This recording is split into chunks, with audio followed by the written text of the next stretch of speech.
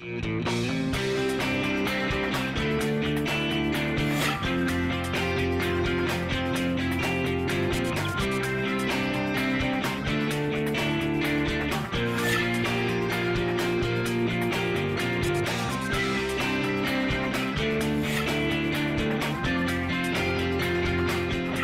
I'm Christian Oakes White. And I'm Avery Davidson. Thank you for joining us for This Week in Louisiana Agriculture, the only TV show bringing Louisiana farmers and consumers together every week. Hurricane Barry made landfall in Vermilion Parish on July 13th, almost 2 weeks ago.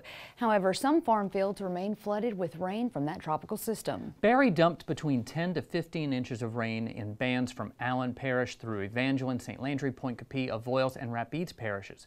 Some farmers report receiving as much as 19 inches of rain over 10 hours in parts of their fields. This is a view of Bryce Taylor's fields in Plaucheville, where it looks like the soybean rows end. Well, they don't. The plants are just underwater, water left behind by Hurricane Barry.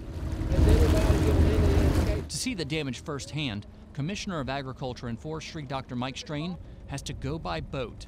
Terrell Grimion is his guide. 3.5 feet, and these have 3. All this right here got 3. Grimion shows Dr. Strain about 500 acres of flooded soybeans and corn, knowing that his neighbors in Avoyelles Parish are going to flood next. This water is going down.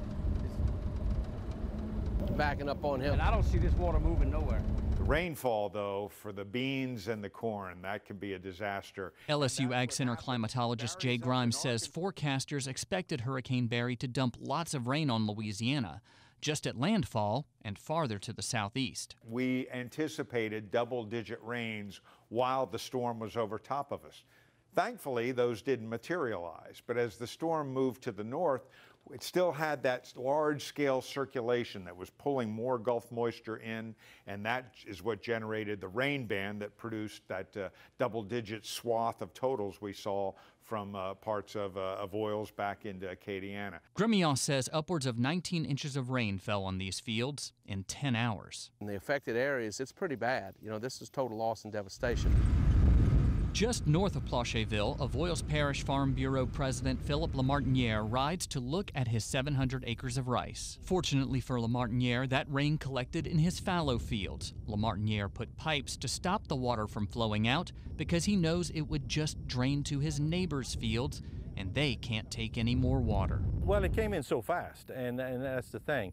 When Barry first came through, like Saturday, we think we had like 3.5 inches of rain. We're thinking, well, maybe we're gonna come out of this with, dodge the bullet. But we got one of those feeder bands that came in Sunday night, and that's what really dumped the rain on us. And that's when we came here, and of course, we see what we're seeing now. And don't forget, the Atchafalaya is unusually high because the Mississippi is high.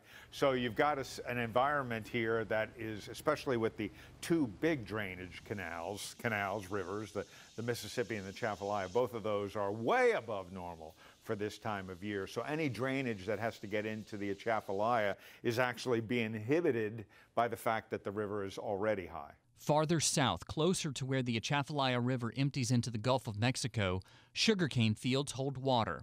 Iberia Parish farmer Ricky Gosselin and his brother have pumps to get the water out of this field now that the storm surge has gone down.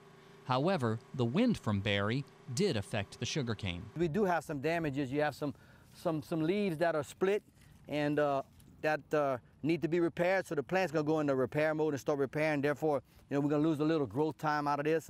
Obviously, we're not close to harvest season, so the ultimate effect is yet to be determined. But what we're more concerned about now is getting started to plant the 2020 crop and getting that cane tall enough that we can put it in the ground.